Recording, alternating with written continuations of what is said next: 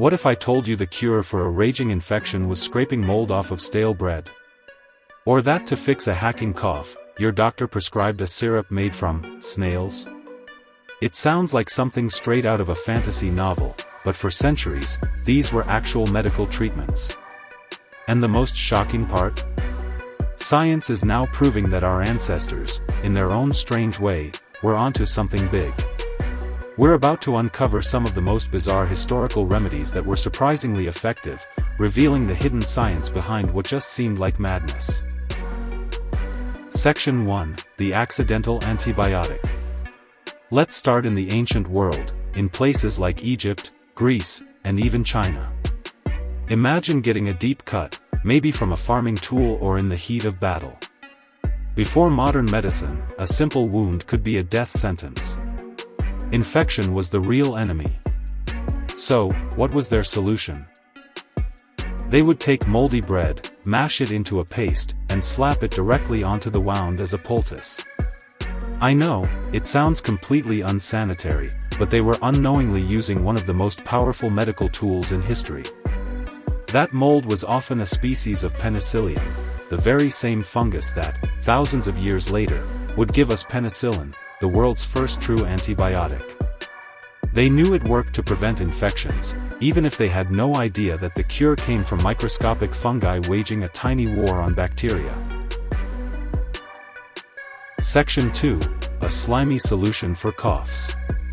Now, if you had a nasty cough or a sore throat in 19th century Europe, you might have been given a spoonful of Schneckensaft, literally, snail syrup. The thought of swallowing snail extract might make your stomach turn, but this remedy has stuck around for a reason. Snail slime, or mucin, is packed with incredible compounds.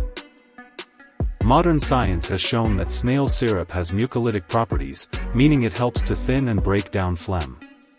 This makes a cough more productive and easier to clear. The slime is also viscous, so it creates a soothing, protective layer over an irritated throat, much like the cough syrups we use today. In fact, snail mucin contains compounds like allantoin that have healing and antimicrobial properties, which is why it's a popular ingredient in high-end skincare today.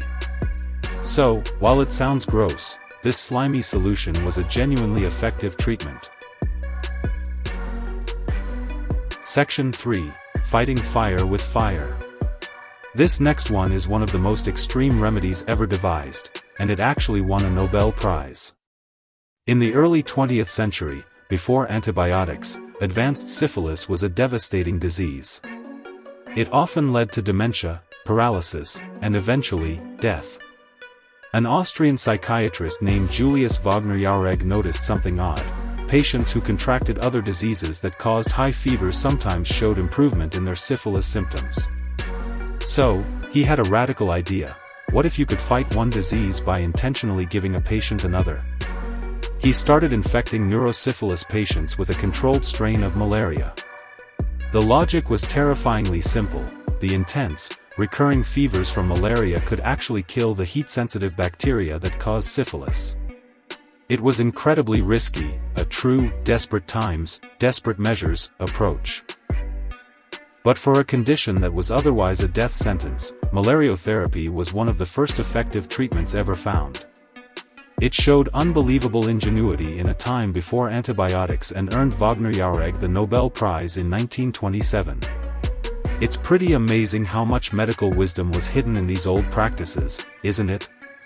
If you're finding these historical health hacks as fascinating as I am, do us a favor and hit that subscribe button. We have so many more strange stories from the history of science to share with you. Section 4: The Return of the Leech. Few medical practices are as infamous as bloodletting, and its most famous agent is, of course, the leech. For thousands of years, leeches were a go-to treatment for almost everything, based on the ancient, and incorrect, theory of balancing the body's humors. But here's the shocker: the leech has made a comeback in the most modern place imaginable, the surgical ward. When surgeons reattach a finger, ear, or other body part, one of the biggest challenges is getting the blood flowing properly, especially in the tiniest veins. If blood pools and gets congested, the reattached tissue can die. This is where the medicinal leech, Hirudo medicinalis, becomes a tiny hero. Its saliva is a powerful cocktail of compounds, including a natural anesthetic to numb the bite and, most importantly, a potent anticoagulant called hirutin. This substance stops blood from clotting and keeps it flowing smoothly, giving the reattached part time to heal and for new blood vessels to form. So, the same creepy crawler that was once a symbol of outdated medicine is now a crucial tool in modern microsurgery. From moldy bread to snail syrup and surgical leeches, it's obvious that not every ancient remedy was based on superstition. Hidden inside these bizarre practices was a real foundation of observation and results that science is just now starting to fully appreciate. These cures show us that innovation doesn't always come from a high-tech lab. Sometimes, the answers have been with us for centuries, just waiting to be rediscovered.